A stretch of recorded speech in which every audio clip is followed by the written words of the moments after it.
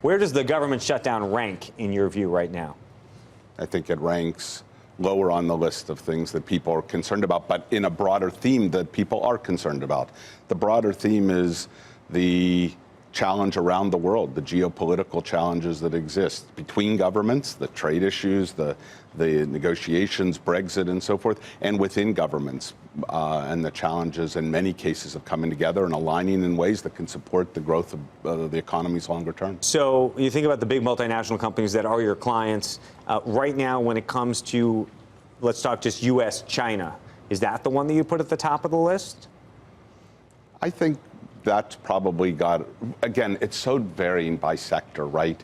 If you're an auto or a luxury company or others, you know, there are real issues that you're concerned about trade between the U.S. and China. I'd say that's probably one of the bigger geopolitical risk factors that people are writing about, sure. And then we're going to be hearing about Brexit about 2 p.m. today, or a little after 2 p.m. Eastern time, that is. What do you think's going to happen? What are you telling your clients? Well, no, but I assume your clients come to you and they say yes. You have all sorts of analysts and other people who are supposed to math these things out for them. So what we say to our clients in general right now is actually the underlying fundamental economics are pretty good in the world, certainly good in the U.S. and not so bad other places. But the geopolitical risk factors are real, and you have to just do much more scenario planning than we're used to doing. I think if you go back 3 years, we started with a world where the macroeconomics were really uncertain. When I was here and other places, all we talked about were all the macroeconomic challenges here and around the world. And we took the geopolitics as boring and not consequential. 3 years later, it's flipped. You sit inside a lot of these boardrooms giving presentations, talking to the senior executives of these companies. Just the mood generally. Put aside the stock market for a second. What do you think the mood, the actual mood is? Because I've always thought that, like, I always look at mergers and acquisitions actually as sort of a forward-looking indicator, not a back, because if you have confidence in the boardroom, that actually says something in a different way than necessarily what the market's saying. So is there a distinction right now? I think the mood about the macroeconomy is for sure more concerned than it was 4 months ago. That's for sure. But still, on balance, more positive rather than more negative, certainly as it relates to the U.S. The U.S. underlying macroeconomics, I think still more people feel positive than negative, but with more of a concern of headwinds. We are 9 years into an expansion. There's more uncertainty. Where's the greatest enthusiasm right now? I think the greatest enthusiasm is unemployment is low. There's been a lot of capital investment. No, but is there an industry where you talk to people and you leave the meeting and you go, wow, those guys actually are more excited than I would have thought? I would say mostly, no, I don't think there's one industry. Let me turn around the question then. How often or what industry have you walked out of the meeting and said, you know what, those guys are really, they're much more nervous than I thought they'd be. This is, and then you go back to your partners and say, we got to keep an eye on this. Print journalism. Well, media's got its challenges for sure. Except that the online thing happens to be working, my friend. That's Trump. You thank Trump every day, the New York Times. That's why your stock is worth something again. Be happy. But Joseph.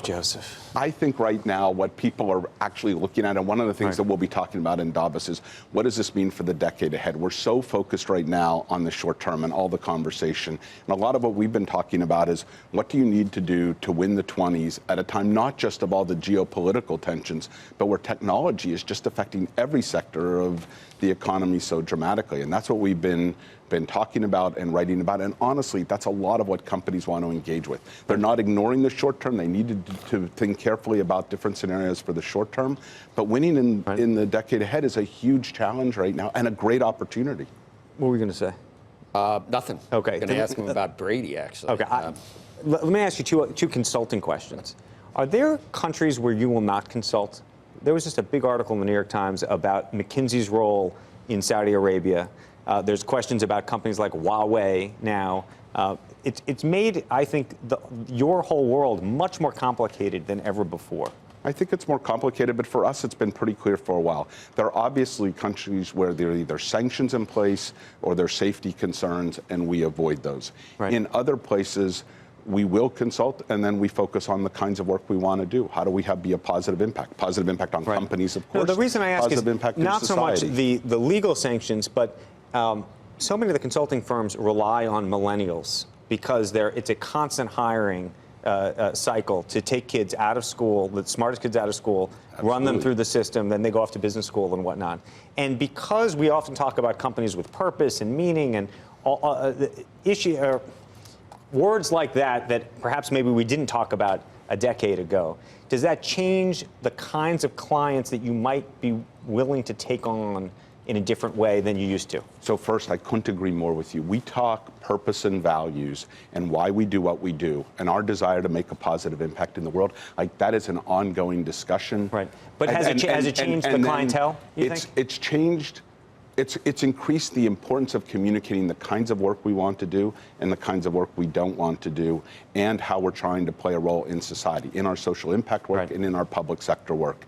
And we are so much in that dialogue with our staff so that they understand why we make the choices we make and what things we choose not to do. And I think they value it a huge amount. Right. And I think when we can show them in countries, even harder places, that we can be a positive impact to create jobs, support young people, create opportunities for women, do things that they really care about to make business and society work better, it means a lot to them.